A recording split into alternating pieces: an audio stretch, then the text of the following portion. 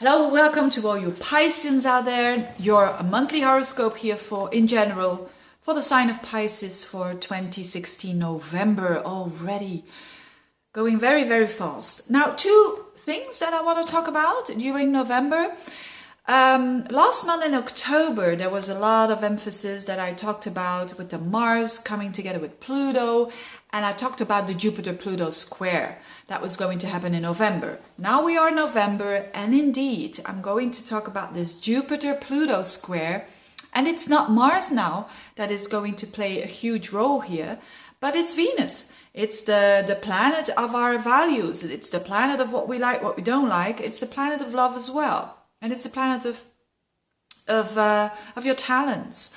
So this Venus is going at a certain stage is going to connect with Pluto, to conjunct with Pluto actually, and then square up to your ruler Jupiter. That's why it's so important for you, this aspect. So it's happening throughout the month. So it's not something that happens just only exactly on that day, which would be around the 22nd, 23rd.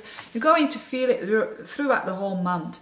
So it's a bit of a repetition what I already said about Jupiter and Pluto. So you've got that Jupiter there, your ruler, which is you, in that very deep, intense 8th house. So you've got the whole year to really dig deep and to change and transform because of that, and to become even more real that you already are.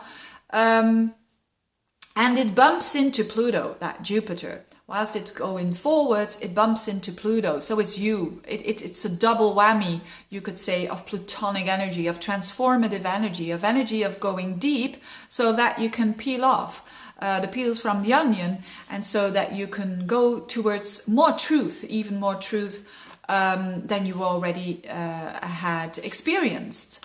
So that's basically the road that you are taking. You're going towards more truth. And now Venus is involved this month. So Venus in your 11th house with Pluto there, squaring up to that Jupiter.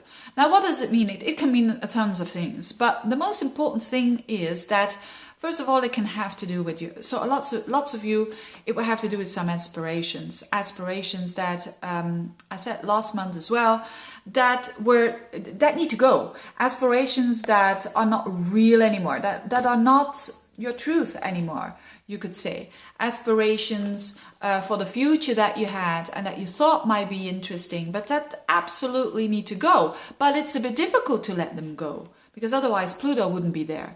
And otherwise Venus wouldn't be there. When Venus and Pluto are together, there is like this super focus on something that we love. Whether it is, as I said, an aspiration, it could be even a friend as well. Or a friend that goes through a huge transformation process. And therefore is developing very quickly, but also, well, not maybe quickly, but deeply and powerfully. So, but let's start with the aspiration. So it might be that now is the time of really super focusing on what you really, really like. So it's about, instead of this, and it squares up to your Jupiter, so it means it's not that easy for you to do. It's about focused energy, and it's about less is more. And it's about better one aspiration than having 10 and not really knowing where to go. So, so for some of you, it will be fearing of having probably fear of something that you really want, a wish, because the 11th house is also our wishes, our hope. So there can be a bit of a fear there, but you're doing it anyway. You're going for it anyway, because you want it so much. And even though you fear it, you're going to do it. So it doesn't mean to say what it is. You know, it can be a project, it can be work, it can be a connection, it can be whatever. But it's something that you really, really want, and you're a bit scared of it because you know deep down inside that it's gonna transform you totally. So for some people, it's gonna be that.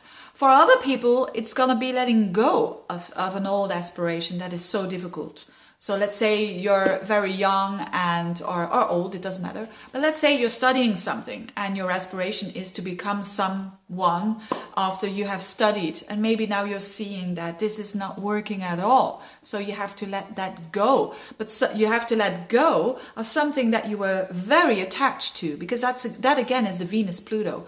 And then the advice is to let it go and to not try to manipulate or force it any further, because that's gonna backfire.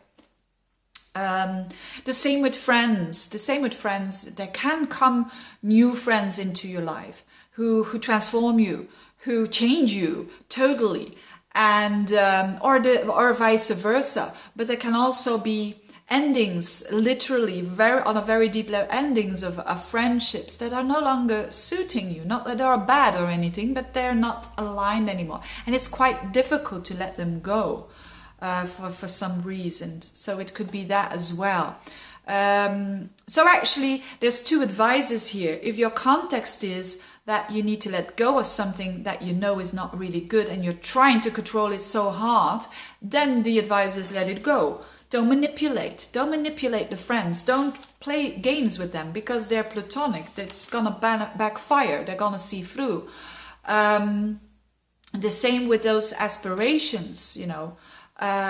Don't try to really, if you know deep down inside that it's not working, don't try anxiously to let it work, because it's, again, there's going to be some crisis then, which is the Venus-Pluto.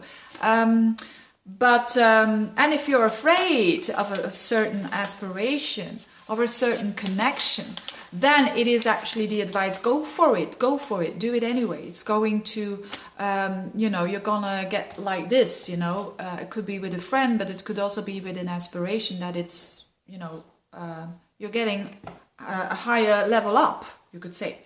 Then, so very interesting, very deep for you Pisceans. But I don't think very negative, because all this Capricorn energy sextiles your Pisces energy, so I don't think it's going to be bad for you or difficult at all. Although, well, maybe a bit of a process there. Then Mercury is also, again, it's in Sagittarius in your 10th house of work, so your mind will be a lot about work and about your status, you could say.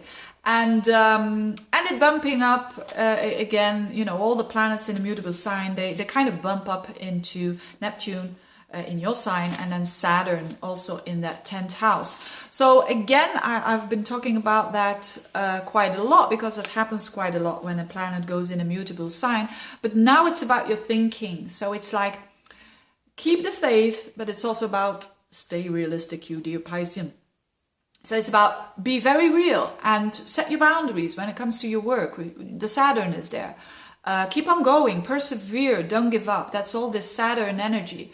But also stay a bit open and believe in keep the door open for some, how would I say, for trust and for faith, because the Neptune is in your sign.